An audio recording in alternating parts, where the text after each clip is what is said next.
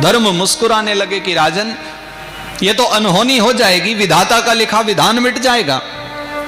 भला किसी युग को आप कैसे मार सकते हो? कलयुग को नहीं मार सकते। परीक्षित ने धनुष पर बाण चढ़ाया, प्रत्यंचा खींची और वो तीक्ष्ण बाण लेकर के आगे बढ़े।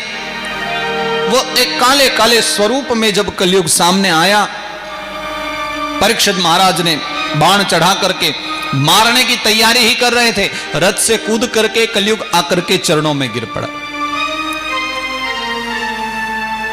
अब ये इस वंश की एक मर्यादा रही है, शरण में आए हुए व्यक्ति को मार नहीं सकते, और कलयुग इस बात को संभवतः जानता ही था, इसलिए आते ही पैरों में गिर पड़ा कि महाराज मैं आपकी शरण में हूं, मुझे ना मारो।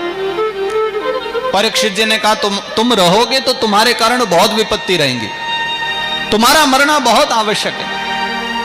और वैसे भी किसी देश प्रांत की रक्षा के लिए किसी एक व्यक्ति को मारना पड़े तो उसमें कोई दोष नहीं है, फिर तुम्हारे चले जाने से तो सारे संसार को आनंद मिलेगा, तुम्हारा मरना ही उचित है। कलयुग ने कहा भगवान मार दो सो तो ठीक है, लेकिन ध्यान रखो परमात्मा ने सृष्टि में जितने भी लोग बनाए हैं, जितनी भी वस्तु बनाई है, यदि उन सब के दुरुपयोग हैं तो सबके अंदर एक न एक सद्गुण जरूर होता है, दुर्गुणों के साथ। अब हमारी दृष्टि है कि सद्गुण देखने हैं या दुर्गुण देखने। मेरे अंदर भी एक बहुत अच्छा सद्गुण है, नहीं कली करमना भक्ति विवेको, नहीं कली करमना भक्ति विवेको, नहीं कली करमना भक्ति विवेको, नहीं कली करमना भक्ति विवेको, राम नाम अवलंबन एको, राम नाम अविलंबन एको। एकमात्र कलयुग का जो प्रभाव है, एक शक्ति है, वो प्रभु ये है कि जैसे प्रत्येक युग में एक कर्म निर्धारित किए हैं। सतयुग में तप के द्वारा जो चीज प्राप्त होती थी, त्रेता में यज्ञ के द्वारा जो प्राप्त होती थी, द्वापर युग में पूजन के द्वारा जो चीज प्राप्त होती थी, कलयुग में कुछ भी करने की आवश्यकता नहीं है, कोई खर्चा भी करने की आवश्यकता नहीं है, ज्यादा समय लगाने की भी आवश्यकता नहीं है। राम नाम अवलंबन एको, यहां तो राम का नाम भी मात्र मुख से निकलता रहे, राम नाम का जाप भी करते रहे, उतना भी पर्याप्त है। रोज पूजन यज्ञ तप साधना न हो पाए तो कोई बात नहीं, प्रातः काल उठ करके माला लेकर के ठाकुर जी के नाम का जाप हो जाए, कलयुग में तो उतना कल्याणकारी। और संत महात्मा लोग, शास्त्र सब यही तो सिखाते हैं, एकमात्र राम नाम का, हरि नाम का आसरा लो। जो नाम भगवान का प्रिय लगे उस नाम को लेकर के भी उद्धार हो सकता है। महाराज परीक्षित को लगा ये तो कुछ ज्यादा ही अच्छा सद्गुण है, ये तो लोगों के लिए लाभकारी भी बहुत है, क्योंकि कलयुग में एकमात्र नाम के द्वारा ही लोगों का उद्धार हो जाता है।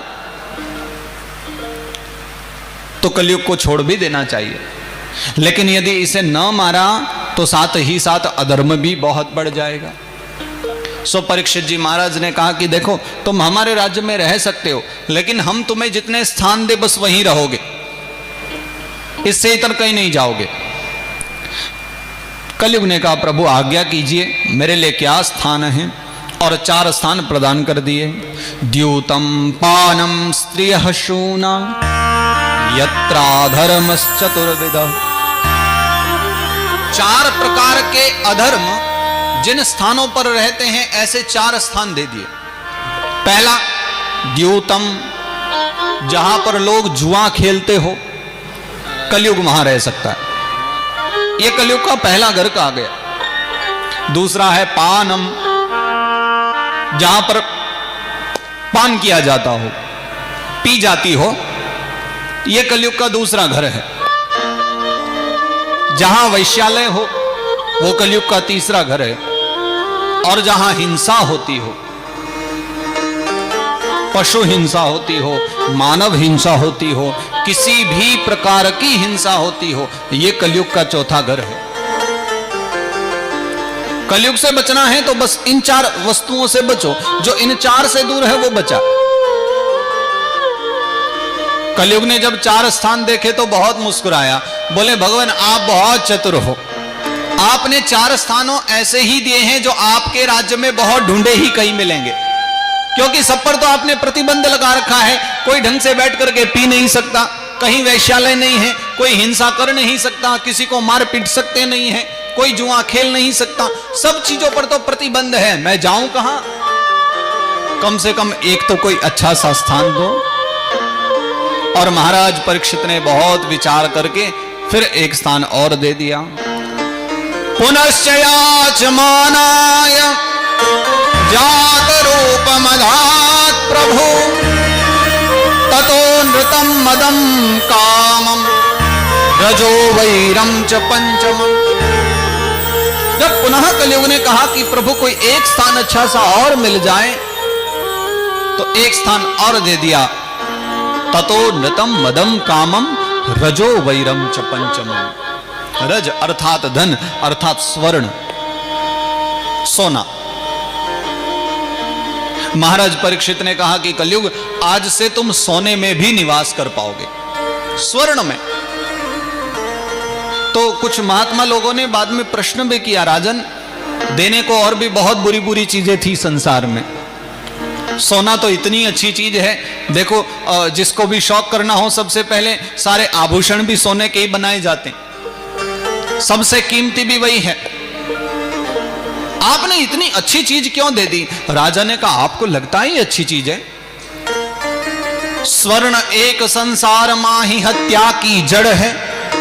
परीक्षित महाराज का वचन कि स्वर्ण जो है ये हत्या की जड़ है। स्वर्ण एक संसार माही हत्या की जड़ है, स्वजन विजन बन जाए रार को यह ही घर है। कौरव पांडव लड़े नाश सब जग को कीनो। किसके चक्कर में हुआ? सोने के चक्कर में हुआ ना, अपने भी विजन बन जाते। तो कौरव पांडव लड़े नाश सब जग को कीनो, दोष खान लखी नृपति सोना पंचम दीनो। तो स्वर्ण को दोष की खान जान करके 5वां स्थान स्वर्ण दे दिया। आज से तुम स्वर्ण में निवास करोगे।